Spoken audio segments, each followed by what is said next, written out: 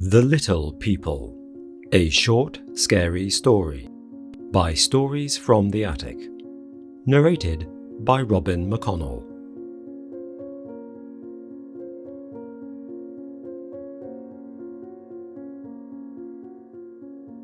I've always believed the old maxim that truth is stranger than fiction. If you ever doubt the fact, then I urge you to spend more time around people, particularly the elderly, and to make sure that you spend that time listening. One of the best things about working in care with the elderly is the never-ending procession of stories. It's a perk of a job. Lived experience is the best source for narratives, and once you get to know those that you care for, and more importantly, once they get to know you, you often find that they are more than willing to reminisce about their past experiences, the lives they've lived, the people they've loved and lost, and to talk about the strange twists of fate that have befallen them. Sometimes, however, it pays to be careful. For although truth is undoubtedly stranger than fiction, it can also be far more terrifying. Sometimes the things people tell you with a straight face and absolute conviction can rob you of your sleep. For the first few weeks I spent with Lawrence Tivers, I thought of him as just another client. At 94, he was a frail and wizened little man who spent most of his time hunched in his chair in a way that always reminded me of a beetle or some other insect, its front legs folded before it in the same draped fashion in which Tivers held his arms. It wasn't just his posture either. In his quick, jerky movements and nervous, furtive glances, too, there was something distinctly insectile about the man. Mostly, however, I suppressed these impressions and instead simply went about my duties, retaining a cheery disposition and always greeting Lawrence with a smile. For that first month, every day was pretty much the same. First, I would tidy around his small apartment whilst he muttered instructions and admonishments, pointing every now and then with a bony finger at some object or corner of the room he felt had not been cleaned to his satisfaction. Then it was time to clean him, helping him with considerable difficulty into the walk-in shower and helping him bathe, noting as I did that his complaints about corners and crevices not being sufficiently cleaned evaporated when it came to his own person. I had been working as a carer for almost 7 years when Lawrence became one of my clients. Every day I would stop in on him, and in addition to my cleaning duties, both of him and his home, I also prepared meals and changed linen to ensure that he was well looked after and comfortable, and usually spent a few hours with him just keeping him company. Though he had muttered his instructions and protestations from day one, it took 4 weeks before he spoke to me properly, and even then it was with a scolding tone. To my surprise, rather than the feeble murmurings he had made in my first visits, Lawrence was suddenly forthright, entirely composed, and spoke with great clarity and vigour, albeit with a certain pointed sharpness to his tongue. I did, of course, wonder why he waited so long to show his verbal capabilities, why he had decided almost to play a role, acting the part of someone far more infirm upstairs than he clearly was, and why in the end he had decided to reveal his true character to me. According to him, it came down to 2 things. The first was trust. In my 4 weeks on the job, I had tried, as I did with all of my clients, to grant Lawrence as much dignity as I could. I refused to patronize him and followed what few instructions he gave to the letter. After all, whilst I was his carer, I was also a guest in his home, and as such I felt I should treat him and his home with respect. Lawrence had clearly wanted to see how I would act in his company without prompting, how I might treat him in the event that he was mentally diminished. He therefore decided to act the part almost as a test I had passed, despite not knowing it was taking place. Despite his grumbling, Lawrence appreciated the way I treated him greatly. His second reason for revealing his true capabilities was, I believe, frustration. Whilst I tried always not to condescend to my clients, I had found it necessary in most cases to speak more slowly and loudly when addressing them, and though I did not alter the content of my words, this process annoyed Lawrence immensely. Eventually, he was forced to reveal his true capacity out of sheer annoyance. "For God's sake," he spluttered one day in an unexpected paroxysm that I'll admit startled me at the time. "I'm old, not stupid. Why do people always insist on talking to the elderly as if they are in play school? And why do you keep speaking so slowly? For Christ's sake, man, spit it out.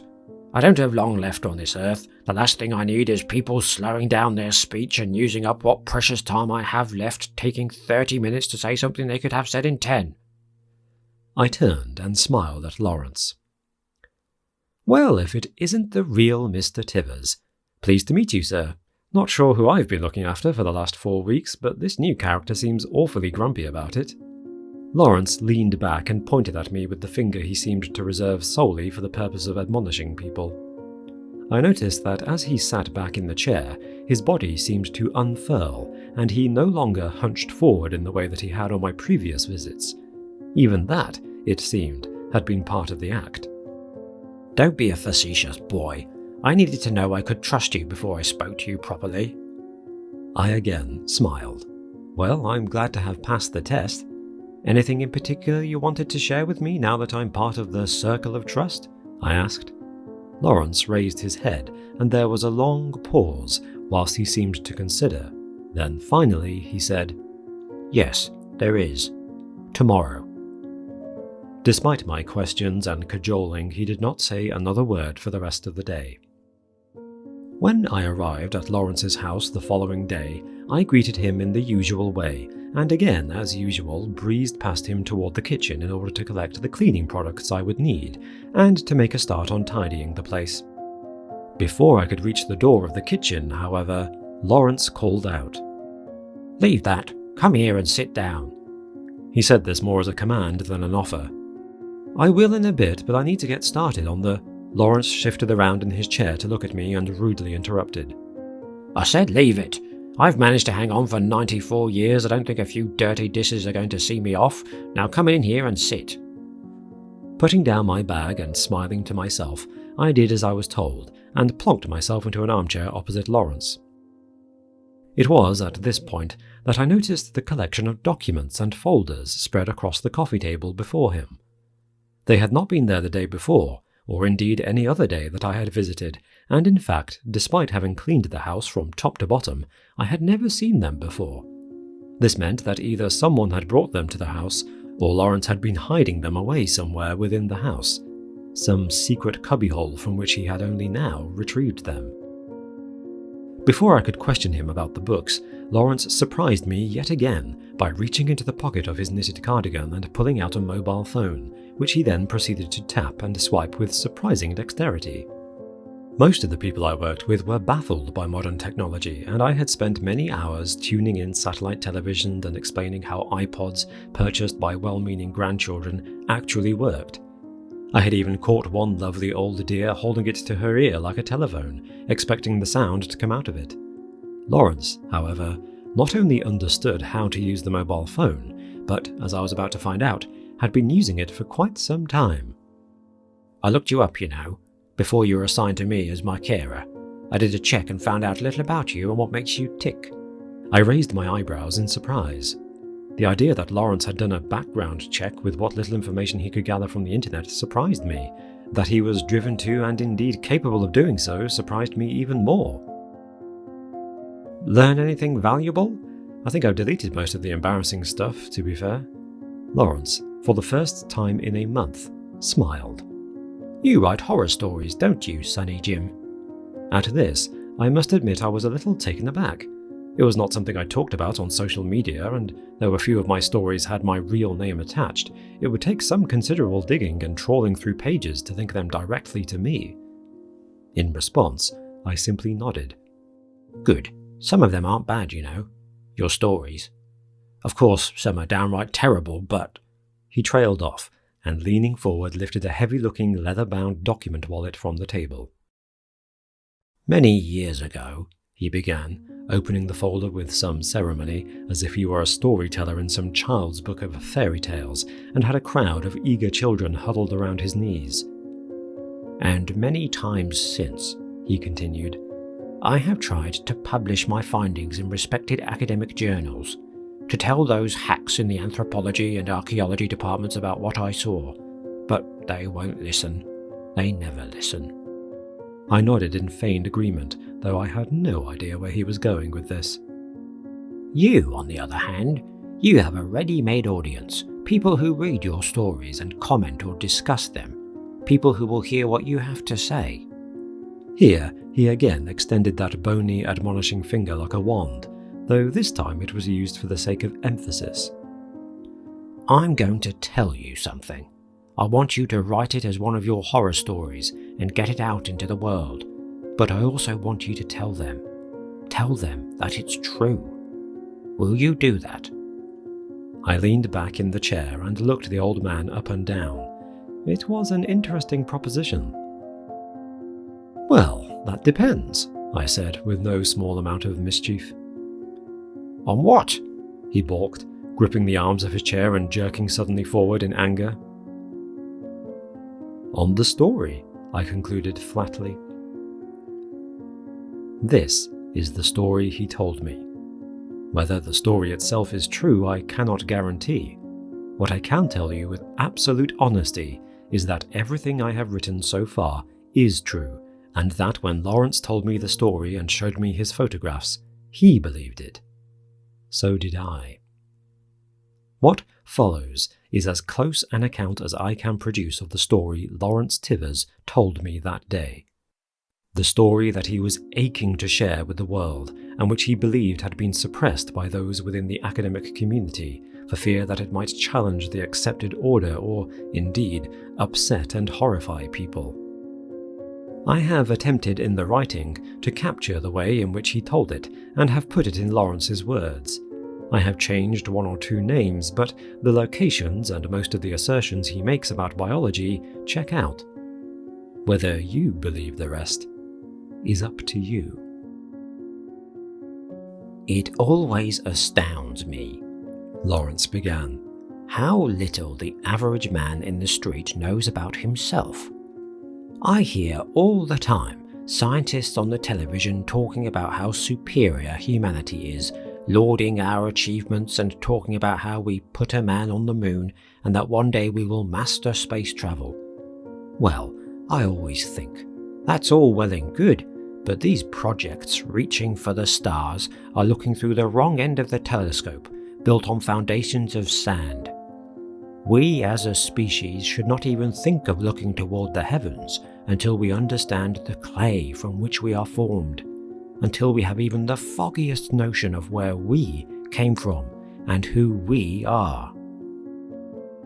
When Darwin wrote about the origin of species, he was writing about how species plural developed.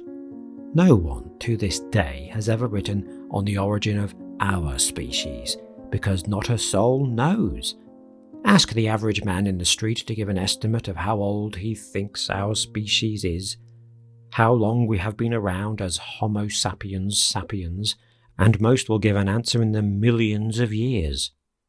When you tell them that modern humans are only around 300,000 years old, they are shocked and disbelieving. Tell them that at one time there were multiple hominin species roaming the earth at the same time, and they think you mad.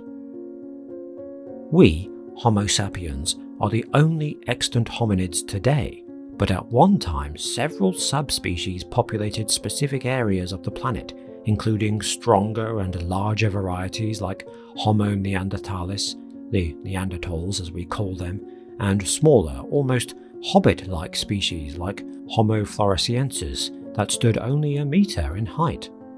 I mention this because I am of the belief that whilst it may sound far-fetched, some of these species still exist today. I believe this because I have seen them. I know that they exist. I also know the reason that people don't want to talk about it. In 1960, I led an expedition funded by the British Museum into the interior of a remote region of Papua New Guinea. The purpose of the expedition was twofold: exploration with topographical evaluation, and the acquisition of zoological specimens for the museum's archives.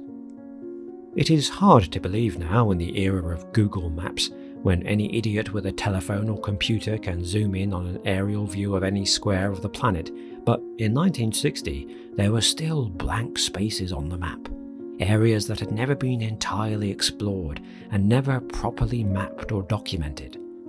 It might interest you to know that even today, Google or no Google, there are areas of Papua New Guinea that are still unexplored. Entire ecosystems that are virtually untouched by humanity, and populations thought to exist that have never had contact with the outside world. There is still some mystery left on the Earth.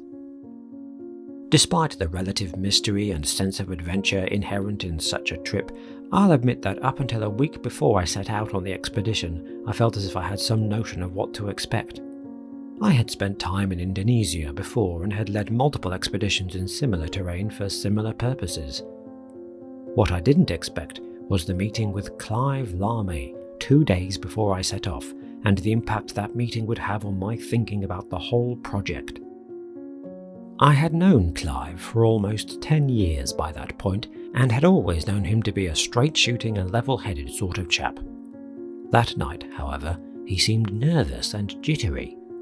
He had asked to see me the previous day and had stressed with some seriousness in his tone that I should tell nobody that I was coming to see him. He clutched my arm tightly as he said this in a way that made me think of those spy movies where people skulk around in doorways and whisper to each other in clandestine codes whilst they cast long creeping shadows up the walls.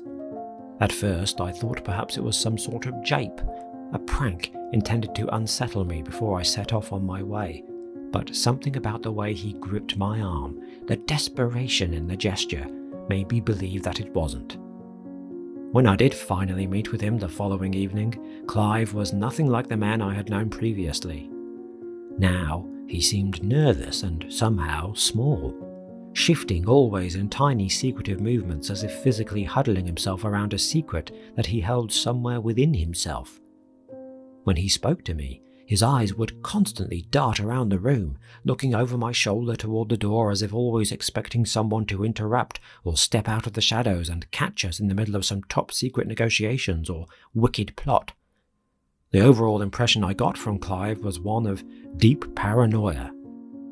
At first I tried to laugh off this impression, but as the meeting wore on and he approached the true reason for summoning me to his laboratory at such a strange hour, his agitation increased to such an extent that I felt forced to mention it. "I say, old boy, are you okay? You don't seem quite yourself at the moment." At first Clive didn't respond, but instead rose from his chair and moved to the door of the laboratory, locked and double-bolted it, checking the fastenings several times before he returned to his seat. To say that I wasn't at all unnerved by his behaviour would be a lie. Something had clearly upset him and made him deeply nervous. That he seemed about to share whatever it was with me was, I admit, a little unsettling. Moving silently around me, Clive opened a large sliding drawer in one of the cabinets he kept in the room and carefully pulled out a tray with a piece of blue surgical cloth draped over it. There was a lump under this cloth, which I assumed to be an animal specimen of some kind. With some considerable difficulty, struggling with the weight so that I had to help him, he placed it upon a desk in the centre of the room. "Okay," Clive said finally. "I'm going to show you this because I know where you are headed. I have mentioned this to 2 other people at the museum already. One told me to seek medical attention, and indeed reported my worrying mental condition to members of the board, whilst the other told me if I didn't drop the topic entirely I would find myself out of a job. In the past 3 weeks this laboratory has been broken into 4 times by people who had obviously gotten wind of my reports, and decided that they needed to acquire the samples for themselves. There was even a break-in at my home. They came looking for it at my home." As he said this, his eyes widened with what seemed like a mixture of fear and astonishment. "Luckily, I had stored the specimen off-site in a warehouse nearby," he said whilst moving around to the other side of the table and taking hold of the cloth covering the sample. "There are people who don't want you to see this," he whispered quietly. "If they find it, they will destroy it, because it goes against everything they think they know.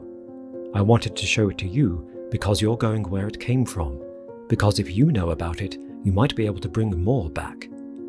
With that, he lifted the sheet. At first glance, I simply smiled. It had been a joke. All that build-up for this? In the tray was a coiled-up snake, a python by the looks of things, and whilst it was a fairly large specimen, it was nothing to write home about. "It's a snake. I imagine I'll be seeing quite a few of these fellows whilst I'm out there. I'll be sure to bring a few back." I laughed, but Clive did not share in the mirth. Instead, he opened his desk and presented me with a small paper folder. "And what's this? Orders for 20 pairs of snakeskin shoes?" I chuckled and flipped open the folder with a smile and stared at the contents. After a few seconds, I saw why Clive had been so secretive. "This is a scrub python," he announced in a flat monotone. "It is the largest species of snake in Papua, but not a particularly large specimen. I was asked to prepare this one for taxidermy, but when it arrived I noticed that there was a large protrusion in the snake's midsection, indicating that it had eaten only a few hours before it met its end. I decided that it might make an interesting exhibit piece if, rather than simply stuffing the poor thing, we could make a cross-section of the carcass, showing the animal's prey inside its belly. To that end, I went to the trouble of having the thing X-rayed to see exactly what it had been feeding on." I glared at the photograph, back at Clive, and then once again at the image. The folder contained an X-ray plate showing a portion of the snake. At the top of the image was the thing's spine, and below, hanging like the pointed teeth of an immense comb, were its tiny, slender ribs. Shadowy masses of grey indicated where the thing's organs resided, and there, directly in the centre of the image, nestled below the ribs and encased with the elastic leather of the snake's skin, was the skeleton of a tiny man. At first I wondered if it might be a rat or mouse that had become malformed or misshapen through having been consumed by the serpent, but a second look confirmed my first impression. It was a man, or at least a human being. The corpse could not have been any more than 5 inches tall, yet the shape of the skull and the proportions showed that it was not an infant, but a fully grown individual, an implausibly tiny human being that had fallen foul of the snake. I gasped at the image in disbelief. It should be remembered that the Homo florensis, the tiny hobbit-like human I mentioned earlier, was not discovered until 2003, and when it was, a prominent doctor stole the skeleton and only returned it years later with considerable damage because it disproved his theories. That was in the 21st century. In the 1960s, the idea that even an ancient species related to humans could be so small was considered absurd. That a subspecies of human, a tenth of the size, could still be alive was unimaginable. "If these things are out there," Clive said, "still alive and being fed upon by the local fauna, it would change our entire understanding of our origins and of how our species evolved. That's why some people are keen to destroy it. I'm telling you about it for 2 reasons. Firstly, because I know you're going there, and if it is in your power to bring one of these things back, alive or dead, then for God's sake you must. You hear me, Lawrence? You must." With that, Clive moved from the table on which the specimen lay around to the other side of his desk, where he put himself heavily into the chair.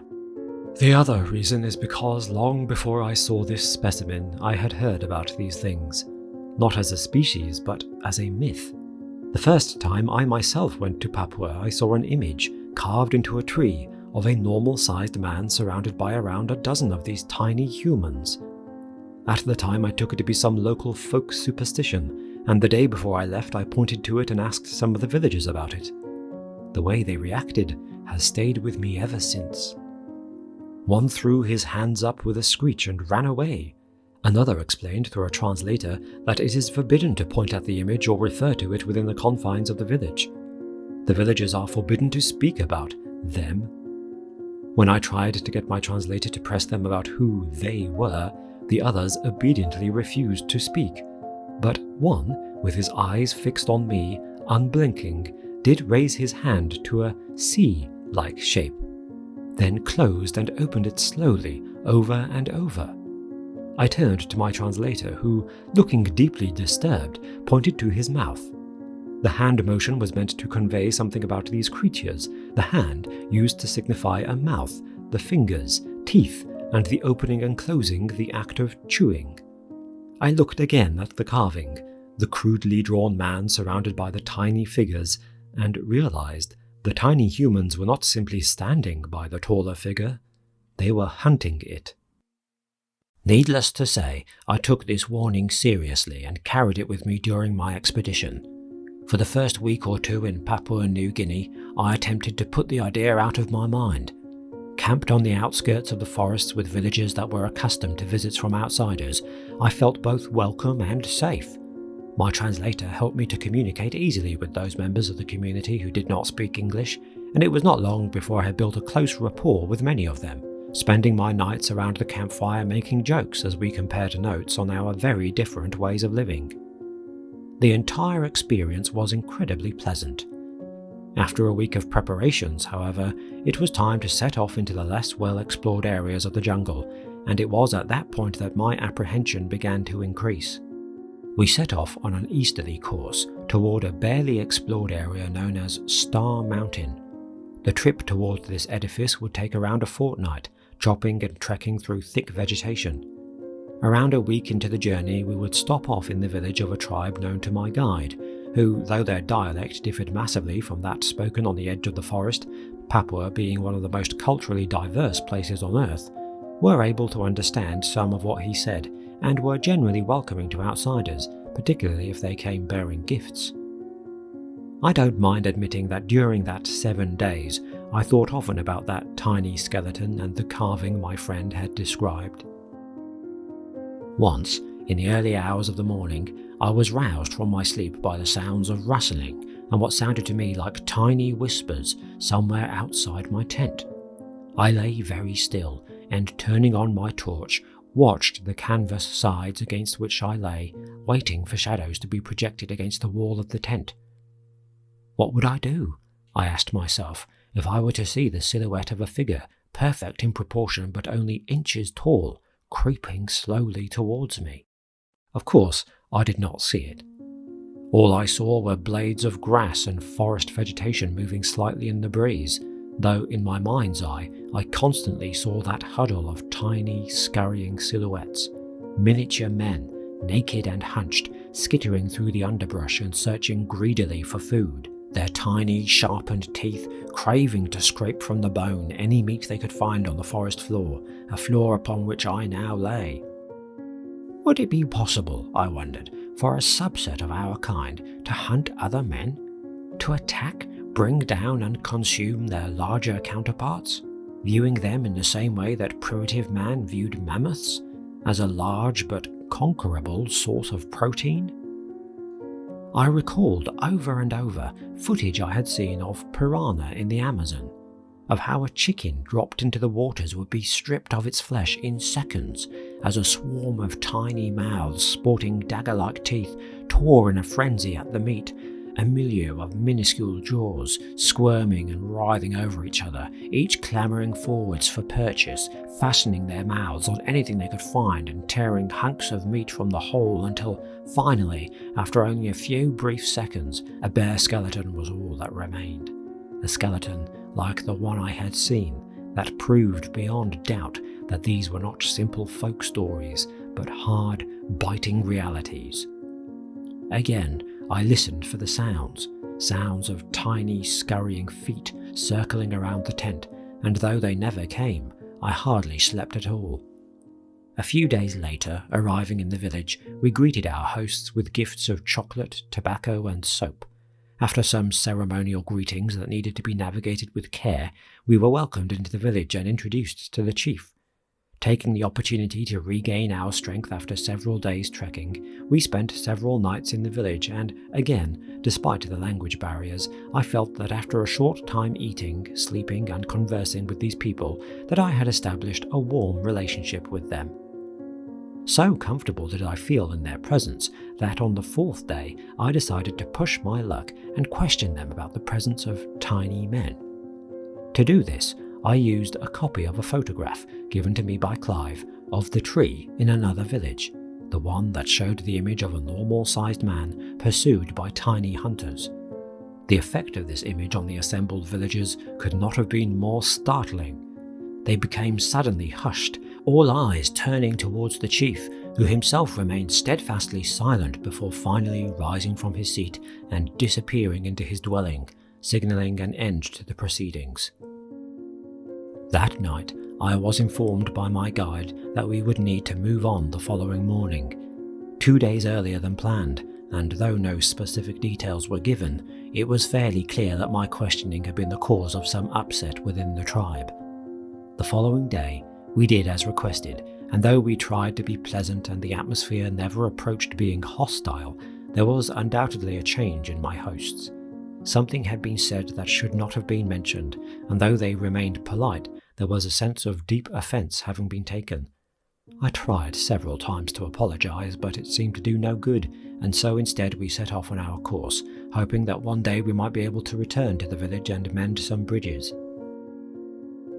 As it happened, our return was far sooner than we had planned. Having headed out into the forest and travelled for a day, we were met by a large and seemingly impassable river. To make matters worse, as we planned possible means of crossing or rearranging our route to attempt a crossing at some other point, the heavens opened. The deluge persisted for hours, and early the following morning it became clear that our stay in that area was going to present considerable risk to life. The river was close to bursting its banks, and if it did so, it would take our hastily assembled camp and us with it. The only option was to retreat. With heavy hearts and some trepidation, we headed back to the village. It was upon entering the village for the second time that I first saw one of the little people. Some, of course, will have already dismissed my story as nonsense, and having been brought up on tales of Tarzan and boys' own comics about explorers, will expect some swashbuckling tale of how I and my companions fought off an attack from these creatures. The truth is, however, as always, darker and far more grim. For the first time I ever saw the intact body of one of them, it was back in the village. I caught sight of it as we approached, and realized instantly that the chief knew I had seen it, that I had noticed its grey-brown skin, its entire form no more than 7 inches, the perfectly sculpted human features, indistinguishable from ours except for being produced in miniature, every detail the same. He knew that I'd seen it, and that I'd watched as its leg flopped, slack, gelatinous and limp, pulled by the force of gravity, to rest over the flame. Seeing that I saw, the chief said nothing, and instead only smiled as he turned the tiny body roasting on the spit.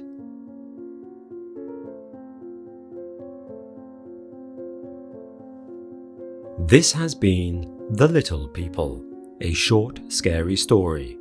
Written by Stories from the Attic. Narrated by Robin McConnell. Copyright 2021 by Michael van der Voort. Production copyright by Michael van der Voort.